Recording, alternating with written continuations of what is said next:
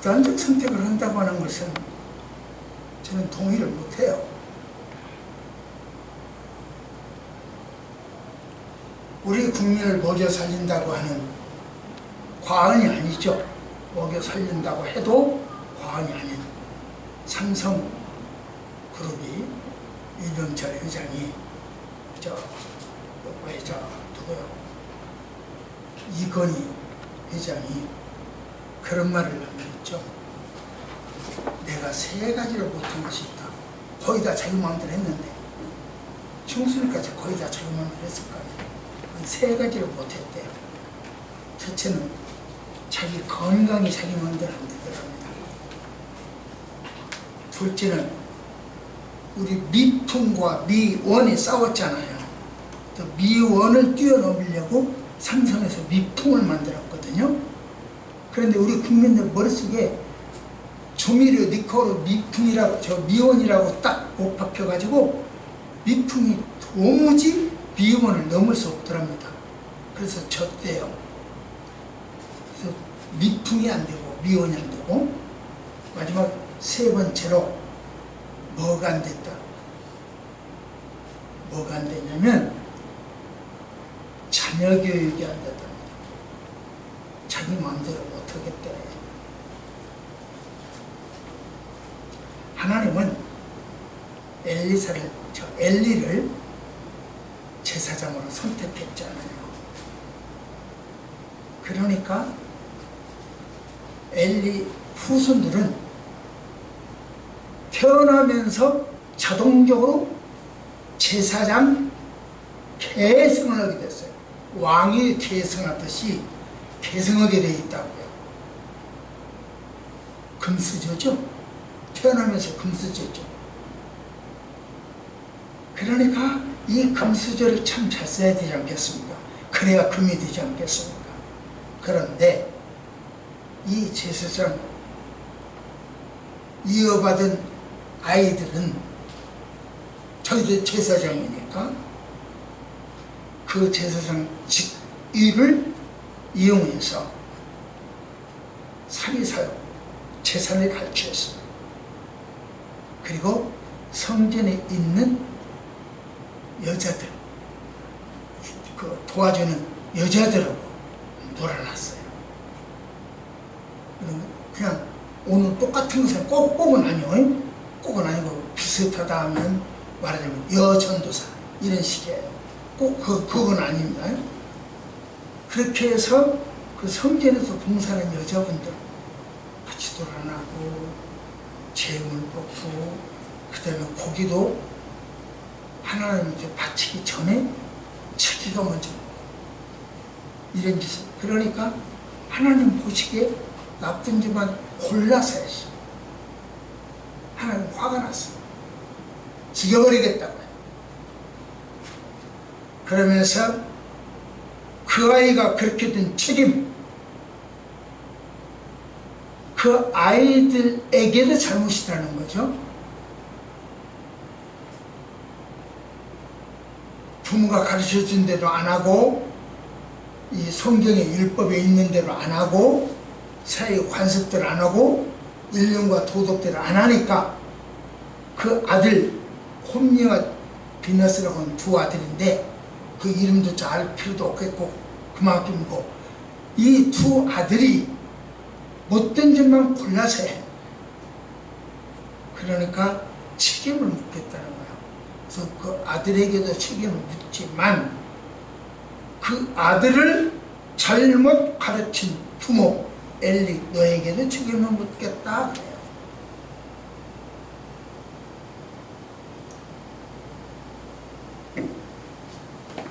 굉장히 중요한 이야기요.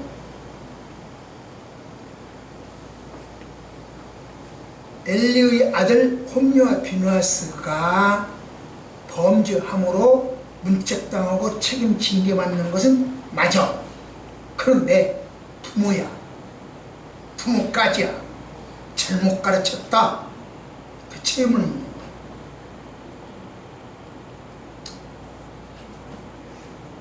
그래서 이제 그들에게 어떤 책임이 져질 것인가 하는 것도 생각을 해야 돼요. 하나님이 엘리에게 아들 둘을 줘서 그 두 아들을 주실 때는 야 엘리야, 예 하나님, 너 내가 아들 둘 줄 테니까 좀 내 마음에 쏙 들게 잘 좀 키워라. 알았냐? 예 알았습니다. 그런 계약은 없어요. 계약은 없지만 묵시적으로 그걸 모르는 사람이 없어. 다시 이야기할까요? 요셉, 보디발의 아내가 요셉 보고 야 우리 한번 같이 자자 그랬어. 그랬더니 이 요셉이 한다 소리가 뭐라고 하냐면 이 집안에 있는 모든 것은 다 주인이 나한테 맡겨서 내 마음대로 할 수 있습니다. 창고, 금고, 뭐 종들 할 것 없이 모든 거 다 내 마음대로 할 수 있습니다. 그러나 당신은 나한테 안 줬습니다. 내 마음대로 하지 말라고 했습니다. 그렇게 하기로 해요.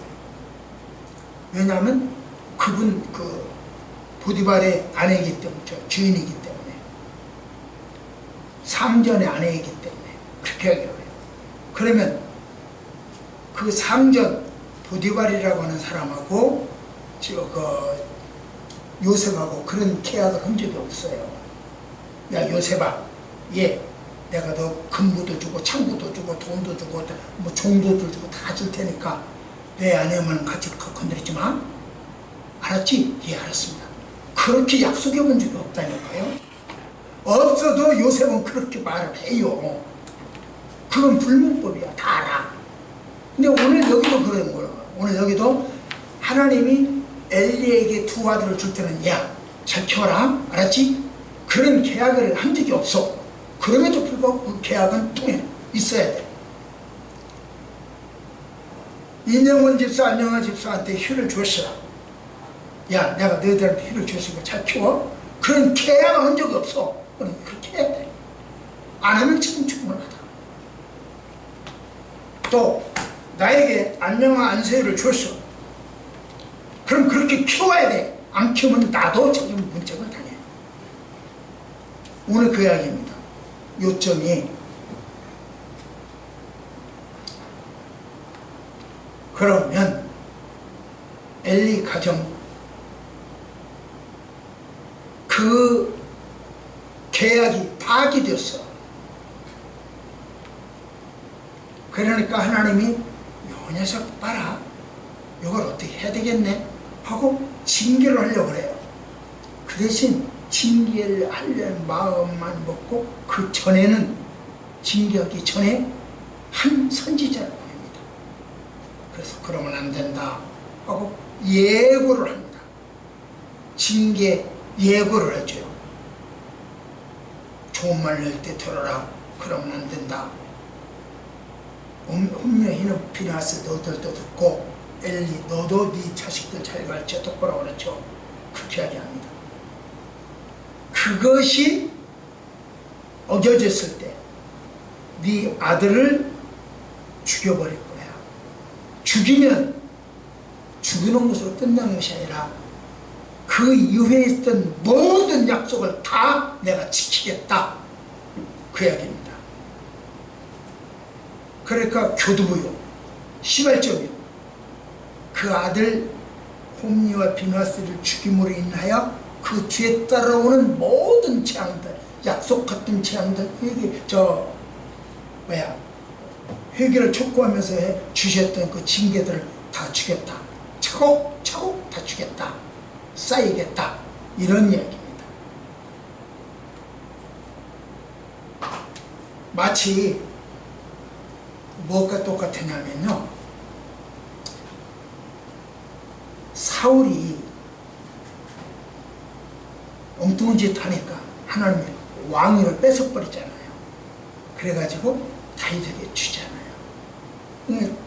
그래서 사울은 끝, 지금부터 다윗, 새로운 물갈이 시작되잖아요. 그것처럼 엘리 가문의 제사장 끝, 다음 사람이 와 물갈이는 거예요. 목사하는 것도 굉장히 중요해요. 목사가 시험처럼 끝! 최선전이 안 돼. 그 다음 계획 안 이어져.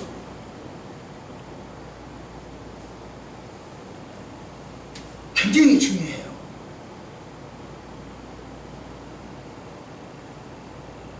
나에게 예를 들면 직장을 좋은 직장 줬어. 그런데 그 직장 생활을 통해서 딴짓해. 그러면 끝이야. 그 다음 것을 안 줘. 나에게 돈도 있고 건강도 있고 시간도 있어. 남은 것 뭐요? 인생 마지막 즐기자. 제2인생이다. 그리고 죄를 지르고 다녀. 끝이야. 안 들어줘. 이러한 본문을, 그 본문이 그런 이야기예요. 그러한 본문을 통해서 내가 다 안 읽었지만, 2절밖에 안 읽었지만 그렇다는 뜻입니다. 그러면 그것을 통해서 우리에게 주는 교훈은 뭐냐? 첫째로 그 교훈은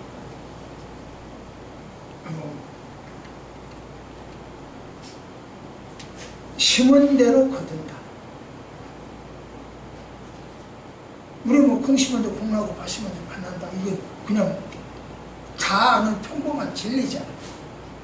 그러나 또 많이 심으면 많이 거두고 적게 심으면 적게 거둔다. 이것도 진리잖아요. 기도를 심으면 기도를 거두고 찬송을 심으면 찬송을 거두고 불륜을 심으면 불륜을 거두고 자기가 심은 대로 거두고 정의와 공평을 심으면 정의와 공평을 거두게 된다. 이런 이야기죠. 그래서 심은 대로 거둔다라고 하는 이야기가 중요합니다.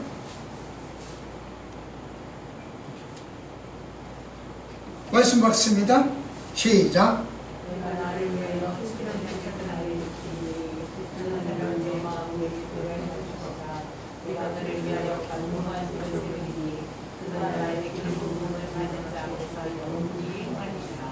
그런데 여기가요, 말이 참 그래요. 내가 나를 위하여, 내가 나를 위하여, 하나님은 자신을 위하여 한 제사장을 일으킨대요. 엘리 끝, 그 다음에 한 사람을, 충실한 사람을 일으키겠대요. 물갈이 하겠대요.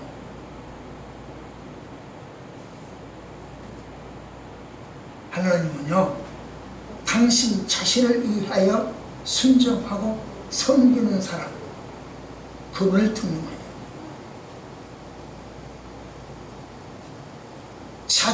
우리 인간이 자기를 위하여, 우리 인간이요, 안명부기가 나를 위하여 일하면 하나님은 나를 등용해 쓰지 않는다. 그런 뜻입니다. 하나님은 하나님을 위하여 나 안명부기를 들어 쓰신다. 그런 뜻이에요.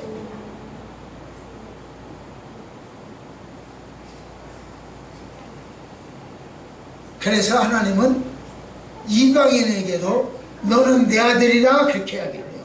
오늘 여러분 누가 나는 다 이방인이잖아요. 이방인에게도 너는 내 백성이다 그렇게 이야기를 해요. 이 이야기를 바울은 정확하게 이해를 했어요. 그래서 이렇게 이야기합니다. 시작.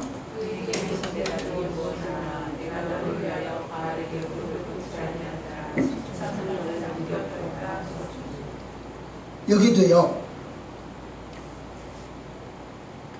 아니 내가 나를 위하여 이렇게 하죠. 그러니까 하나님이 하나님을 위하여 이런 말이죠. 그렇게 하죠. 그런데 바울이 이 인용은 어떤 거냐면 열왕기상 9장 19장 18절 이야기입니다. 이 바울이 한 말이. 그런데 열왕기상 19장 18절에 보면 요 말은 없어요. 내가 나를 위하여 라고 하는 말이 없어요. 그럼에도 바울은 그 말을 하나님이 하신 것처럼 끼었어. 자기 맛대로 집어넣었어. 왜 그럴까요? 왜 이렇게 집어넣었을까요? 자기 멋대로 고쳤을까요? 그 이야기는 7,000명이 남았다고 그랬잖아요. 죽이는 중에 다 예수 믿는 사람들 선지자들 다 죽여버리는데 그 중에 7,000명을 남겼대요. 안 죽이고 감춰뒀대요. 살려뒀대요. 그러니까 이 7,000명을 왜 살렸냐? 그 이야기가 내가 나를 위하여 살렸다. 그런 이야기입니다. 그러니까 그 7,000명이 신앙이 좋고 불의 사자고 헌신을 많이 하고 헌금을 많이 하고 전도를 많이 하고 그래서 남겨둔 것이 아니라 하나님은 내가 나를 위하여 남겨뒀다 그렇게 합니다. 그래서 바울이 그 말을 집어넣은 거예요. 내가 나를 위하여라는 말.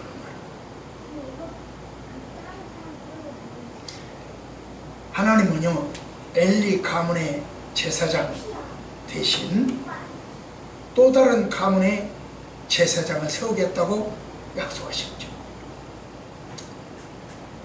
하나님이 충실한 제사장을 다시 세우면 그가 하나님 마음에 쏙 드는 대로 행할 것이다. 그렇게 이야기합니다. 물갈이가 됐대. 실제로 엘리가 죽고 그의 증손 아이둠이 제사장의 직책에 올랐어요. 증손이요. 그러니까 손자 이렇게 해서 올라서 제사장을 했어요. 계승을 했어요. 당분간. 그런데 실제적으로는 누가 중요 제사를 지내고 실질적인 왕이 되었냐? 뭐 일본의 누구야 그 사람 이름은 모르겠는데 그분이 실질적으로 총리였다면서요. 상왕이었다며. 지금 있는 총리보다 죽은 그 사람이 총리였다고 그러잖아요. 그와 마찬가지로 엘리 제사장 계통에서 증손까지 제사장직이 왔는데 이름은 있었는데 실질적으로 일한 사람도 그냥 사무엘. 그래서 중요 일들은 다 사무엘이 처리했어요. 그 후에 자연스럽게 엘리 제사장 그 계열은 몰락해서 없어져 버려요. 그리고 사무엘 등장하기 시작합니다. 이렇게 하나님은 자연스럽게 물러요. 지금 벌을 내려 뚝딱 벌 내리고 꽈장창해서 죽여버리는 그런 벌도 있겠지만 그 공적이나 하는 일들을 봐서 어렵지만 줌줌줌줌 살려두다가 역시 또 다른 세력을 통해서 교체, 임무교를 시켜요. 그래서 사무엘이 엘리 가문의 제사장직이 사무엘로 가고 사무엘에게서 사독에게로 가고 사독에게서 예수 그리스도에게로 넘어가요. 계율을 그렇게 넘어가요. 그것을 잘 알았던 요한은 이렇게 말합니다. 시작.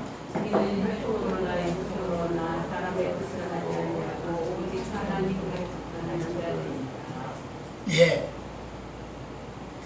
가문의 혈통, 육종 이런 것들로 연결되지 않고 하나님의 뜻으로 연결된다. 그래서 엘리에게서 사무엘로, 사무엘에게서 사독에게로, 사독에게서 예수에게로 변경되었다. 바꿔졌다. 그렇기 때문에 하나님은 심은 대로 거두게요. 무엇을 심든지 심은 대로. 그래서 잘 심어야 된다 그래요. 그래서 많이 심어야 된다 그래요. 그렇기 때문에 오늘 예배 몇 번 드렸어? 그렇게 따지지 말라니까요. 개수하고 받을 사랑만 개수하고 그 개수하지 말라는 거예요. 주일 오전, 주일 오후, 수요 예배, 새벽 예배, 구역 예배 등 교회의 형편에 따라서 다소 차이는 있지만 자기가 섬기는 교회에서 드리는 봉예배는 빠짐없이 참석하는 것이 하나님의 원리요, 성경의 원리요. 좋은 씨 많이 심으세요. 심은 대로 거둡니다. 하나님은 심은 대로 거두게 하세요. 우리 조원교회 성도 여러분은요, 좋은 것 많이 심는 그런 성도들이에요. 그러니 신앙생활 지금보다 더 좋은 것 더 많이 심었으면 좋겠습니다. 두 번째로, 하나님은 언약의 불변, 하나님의 이 엘리 가문을 통해서 뭘 배울 수 있냐면, 첫째로 심은 대로 거둔다는 것을 배우고, 둘째로 하나님의 언약은 변하지 않습니다. 그걸 배울 수 있다, 그런 뜻입니다. 첫째는 심은 대로 거두고, 둘째는 하나님의 언약의 불변하다. 시작. 네, 영원토록 불변해. 그걸 배울 수 있다는 거죠. 에덴 이후에 인간은 완전히 부패해버렸죠. 타락했죠. 정말로 인간들 에덴 이후에 타락해서 시간만 나면 죄져요. 돈만 있으면 죄져요. 건강하면 죄져요. 그래서 그런 사람에게는 건강을 뺏어버려서 주지치 않도록 하든지, 시간을 안 줘서 비실비실 공저 일만 하다가 먹고 살든지 뭐 그래야 될 것 같아요. 시간 있고 돈 있고 건강 있으니까 죄죠. 가만히 생각해봐요. 그 말이 맞은가 틀린가. 시간 있고 돈 있고 건강하면 고급차 사갖고 돌아다니잖아요. 고급차 타면은 나 한번 타볼게, 내가 한번 해볼게, 이런 식이잖아요. 그래가지고 솔직히 탔잖아요. 나 이런 이 차 운전 못 해봐서 한번 해볼게, 이런 식이잖아요. 이게 부패하고 타락한 상태죠. 그럼에도 불구하고 에덴부터 지금까지 그 이후에 인간은 그렇게 생겼음에도 불구하고 하나님의 구속사역은 중단되질 않아요. 에이, 너무 그만 안 해, 안 살려, 이러지질 않는다. 저라면 100번 묵혀줘. 저라면요 몇 번 용서해줘. 용서했는데 안 들어. 포기하거나 잘라버리거나. 저라면 그래요. 그런데 하나님은 그러지 않아요. 지금까지 구속사역은 계속된다. 그걸 말하는 것이 엘리 언약이라는 거죠. 엘리 집안 사건이라는 거죠.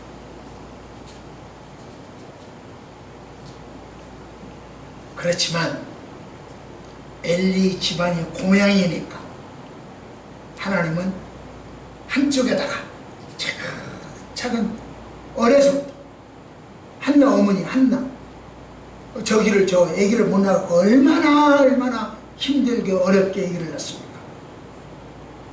그래가지고 사무엘이 태어나고 그 사무엘이 하나님께 바쳐지고 그래가지고 거기서 사무엘이 제사장으로 커나가기 시작합니다. 이게 하루 이틀이 아니잖아요. 하나님은 일 후일을 생각하고 미리 차곡차곡 하는 거예요.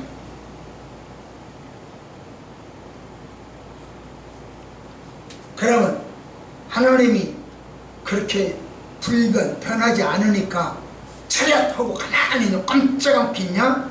죽은 시신처럼 그러겠냐? 그 이야기가 아니죠.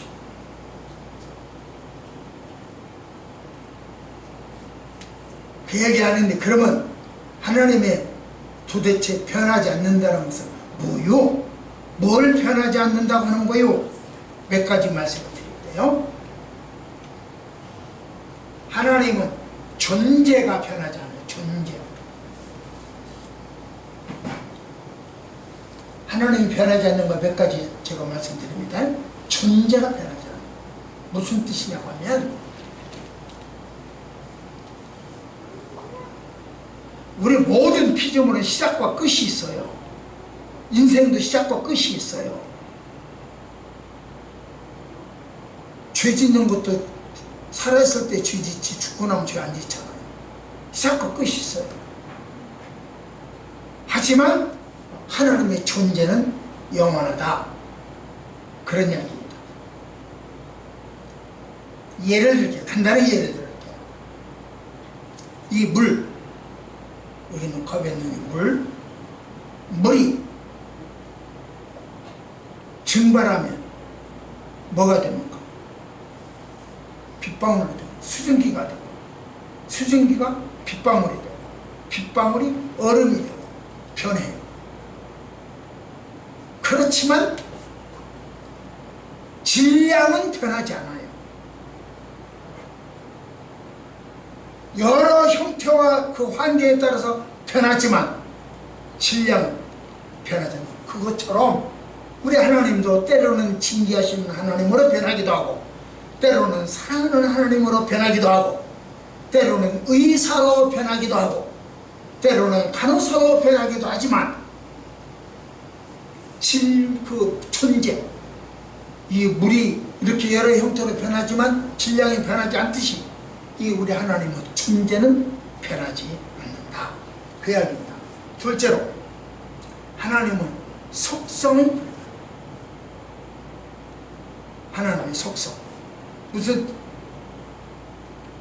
자, 시작.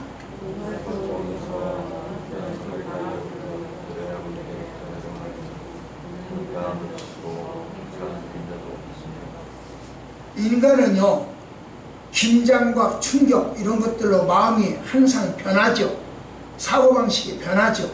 하지만 하나님은 언제나 성경에 계신 이미 계시든 그대로 하신다는 거죠.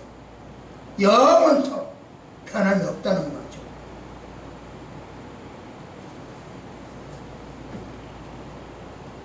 하나님은 거룩하십니다. 앞으로도 항상 거룩할 거예요. 하나님은 의로우십니다. 이후에도 항상 의로울 겁니다. 지금도 선하십니다. 이후에도 선하실 겁니다. 하나님은 절대 주권자입니다. 앞으로도 절대 주권자이십니다. 하나님의 성품은 전혀 변함이 없이 영원토록 변함이 없을 것입니다. 세 번째로, 하나님의 목적은 언제나 불변해요. 첫째는 뭐가 불변해야? 존재가, 둘째는 속성이, 세 번째는 목적이 변하지 않는다. 자, 한번 말씀하세요. 시작.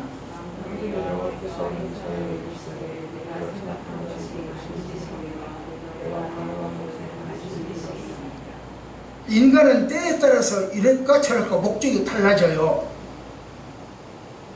인간들은 그래요. 그러나 하나님은 자신의 목적과 계획을 결코 변경하거나 실패하지 않아요. 지금 이게 그 말이에요. 보세요. 시작.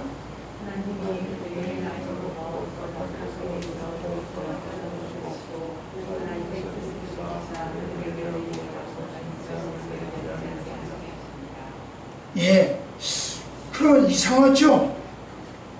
하나님은 그들의 행함을 보면서 돌이켜 떠난 것을 보시고 하나님이 뜻을 돌이키사 이렇게 나와 있어요. 뭐야?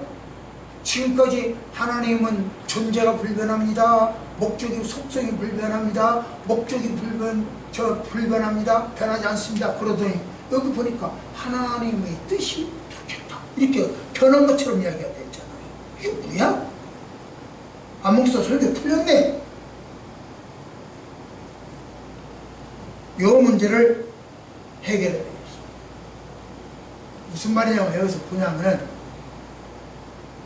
하나님이 그들이 행한 것, 곧 언약, 악한 길에서 돌이켜 떠난 것을 보고, 무슨 얘기냐면 맨날 죄를 짓던 남문부기가 그래서 죽여버리려고 생각했는데, 하나님께서 죽여버리려고 생각했는데, 아 하나님 내가 보니까 참 죄인이네, 잘못했네, 용서해 주세요 하고 돌이키더라.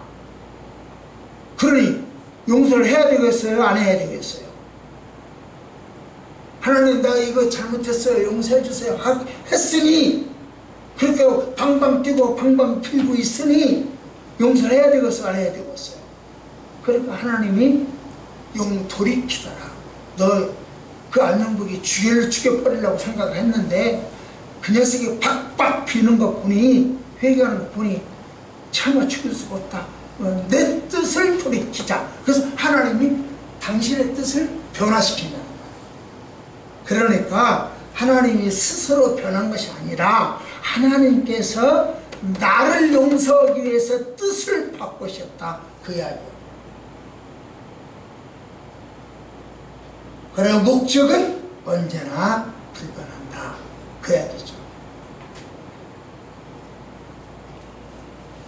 그 다음에 하나 더 할까요? 하나님은요 무엇에서 시작? 언약에서, 약속에서 불변해요. 한 번 약속은 시간이 안 돼요. 인간은 종종 시원하죠. 바꿔버리죠. 내가 언제 그냥 안 그런 척 해버려요. 딱 잡았대요. 이거 누가 했지? 아 나 안 했어. 당신 이런 일 했잖아. 아, 안 했어. 딱 잡아떼버려요. 그래 저죠. 몰라서가 아니라 알면서 저죠. 이게 사랑이니까. 이게 예수님 하는 일이니까. 이게 예수 믿는 사람들이 해야 할 일이니까. 저죠. 그러나 하나님의 말씀은 영원해요.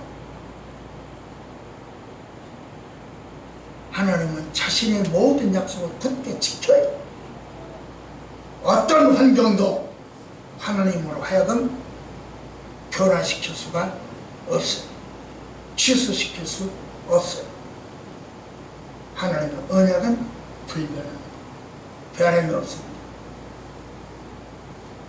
호렙산에서 모세에게 나는 스스로 있는 자다, 그렇게 이야기했잖아요.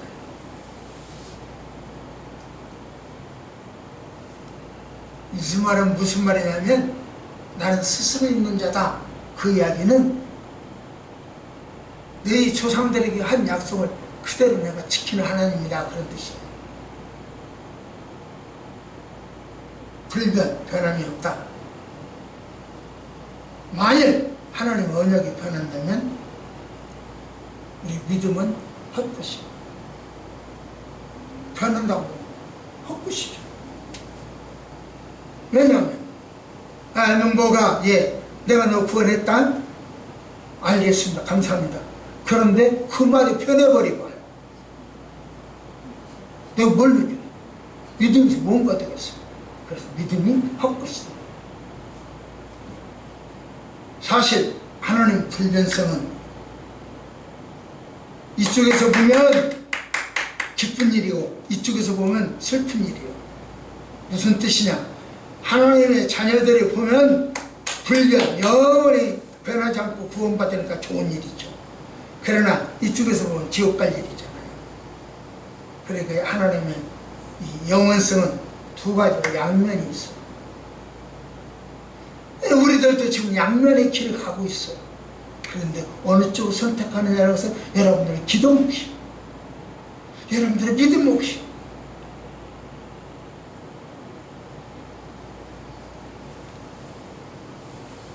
하나님의 말씀은 1.1억도 변함없이 반드시 이루어집니다.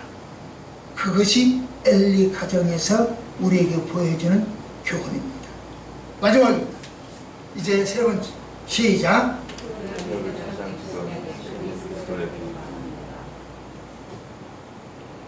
엘리 제사장을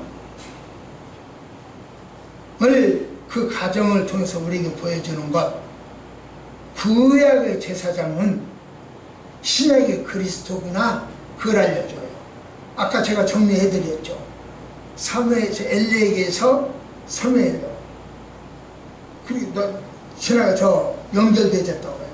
그 다음에 사도에게 연결되고, 그 다음에 저기가 저거 그리스도에게로 왔다. 그럼 구약의 제사장은 신약의 그리스도를 표현하는 거구나, 그걸 가르쳐주고 있다, 그 이야기입니다.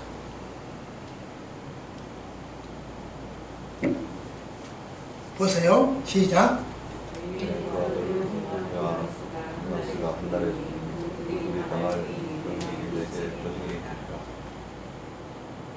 하나님의 약속은 반드시 지켜지기 때문에 구약의 제사장이 자꾸 편안이고 잘못되어지고 완전하지가 못하니까 좀 더 완전하고 편함이 없는 예수 그리스도 오셔야 되겠다 라고는 이야기가 이 엘리 제사장 가문에서 배우는 이야기다, 그런 이야기죠.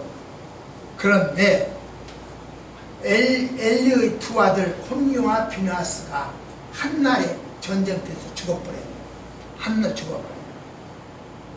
그러면 이 아들이 죽는 걸 보니 나머지 언약도 다 이루어지겠다, 그 이야기죠. 다시 말하면 엘리 가문에서 이 아들이 죽음으로 인하여 그 가문에 뭐가 없어지냐? 대대 자자손손이 영원하지 못하다. 대제사장직이 영원하지 못하다. 그리고 또 다른 영원한 왕이 태어날 것이다. 그래서 사무엘이 나타나기 시작합니다.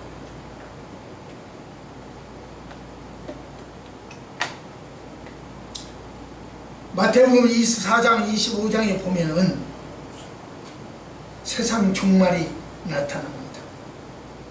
그리고 예수님의 재림도 나타납니다. 이 이야기가 바로 그 말이에요. 엘리 제사장 아들 죽는다고 했지? 봤지? 죽었지? 제사장, 이제 마태복음에서 종말이 온다고 했지? 봤지? 와. 예수님 다시 오신다고 했지? 와. 엘리 제사장이 죽는다고 하고 했더니 진짜 죽은 것처럼 마태복음 24장 25장에서 이야기한 재림도 종말도 반드시 이루어진다, 그 이야기예요. 그게 엘리 제사장 멸망을 통해서 배울 수 있는 이야기다. 우리는 우리 자녀들에게 바로 그것을 가르쳐줘야 돼요. 이처럼 하나님의 계획은, 하나님의 언약은 1.1억도 없이 반드시 이루어져. 그러니 지금 잘 살아. 그러니 지금 잘 믿어. 우리 자녀들에게 그 이야기 해줘야 돼. 지금 우리가 이 땅에서 이렇게 사는 것이, 우리 저 권사님 오늘 또 나라의 안정을 위해서 기도하셨어요. 감사해요. 해야 돼요. 마땅히 해야죠. 어제 그 큐어 축제하는 것, 학문에다가 뭐라고 하나, 학문에 섹스해봐 얼마나 좋은지 몰라. 그게 그들이 이야기야. 그런 잔치를 어제 해요. 전 정권에서 그걸 해줬어요.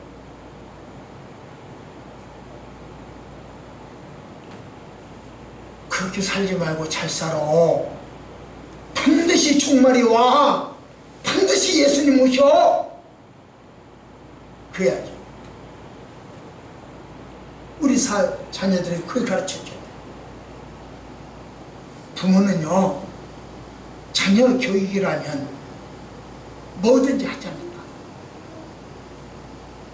자녀 교육을 위해서라면 설거지해서 돈 벌어가지고 자녀 교육시키잖아요.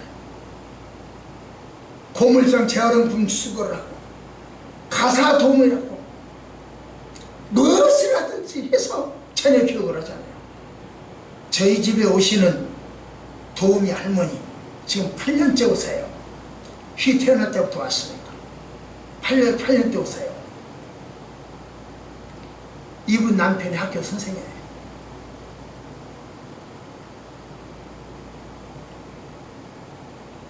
그런데 저희 집 가사 도매를 하고 계세요. 저희 집만 아니라 여러 군데. 그렇게 해서 돈을 벌었어요. 그리고 아들에게 집 사주시더라고요. 이게 부모예요. 학교 선생님, 사모님 아니에요. 쉽게 말하면. 남의 집 가서 설거지, 청소해줘. 저희 집 와서도 설거지 다 해주고 청소 다 해주고 8년 주겠어.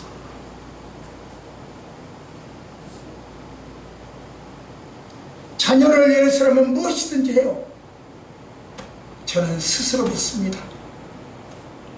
그 할머니한테도 배웁니다. 스스로 물어. 명보가 너는 네 자식들을 위해서 뭐 했냐? 네 자식들 신앙 지도 뭐 했냐? 그래서 제가 하도 괴로워서 어느 날 아내에게 물었습니다. 내가 영아의 신앙 성숙을 위해서 내가 할 수 있는 일이 뭐요? 나는 여기 목이 터지게 가거든요. 가르치고 있거든요. 딱 영어만 가르치는 게 아니라 모두에게 내가 주어진 책임 다 한다. 진짜 저 열심히 해요. 이 성경 한 군데 틀리지 않으려고 얼마나 노력하는지 몰라요.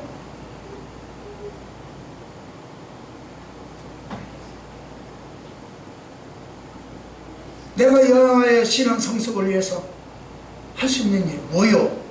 하고 물었더니 이렇게 대답이 나와요. 우리 교회에서 놓아주는 것 이렇게 이야기를 해요. 그래서 저는요 자녀 교육을 위하여 심각하게 고민하게 됐습니다. 그리고 고민을 기도하고 있습니다. 자녀를 위하여 부모가 희생하는 게 맞아요.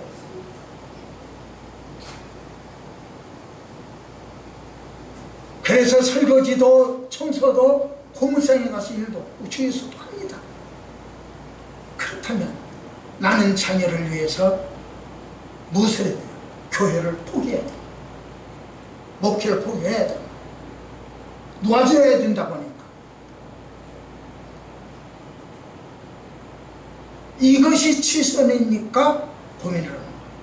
하나님, 내가 목회를 접고 영아를 다른 교회로 보내는 것이 아이의 신앙 성장에 도움이 됩니까? 그걸 묻는 거예요. 얼마나 심각한지 몰라. 제가요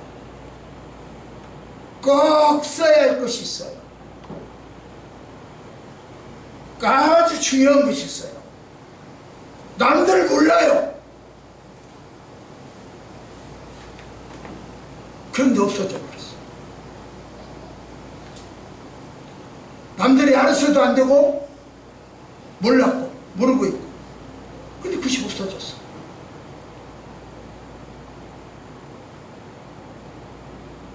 얼마나 그것도 힘든 일이었어. 두 가지가 툭툭 동시에 터져버렸다.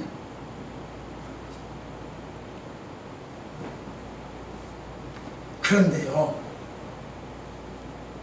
이걸 고민하다 보니까 이것은 소원이 되더라고요.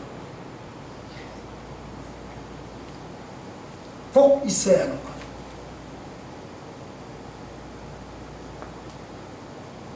알 사람 알려 않는 그런 것도 어디 갔냐? 사라졌어. 추적해보면 나오죠.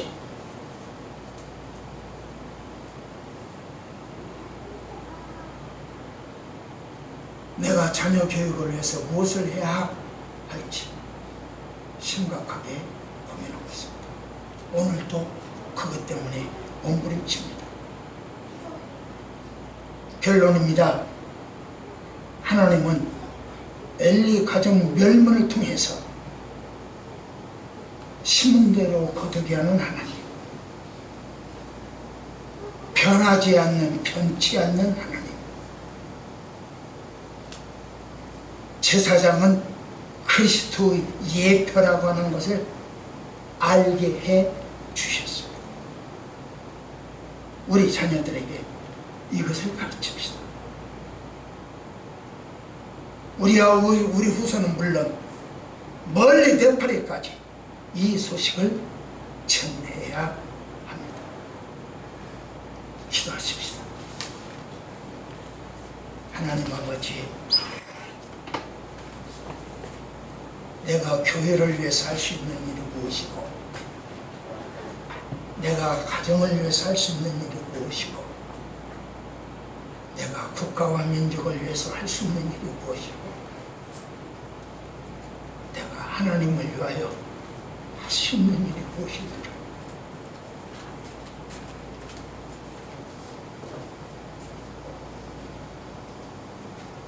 발견하고 기도하고 전하는 저희들 되어지게 하옵소서.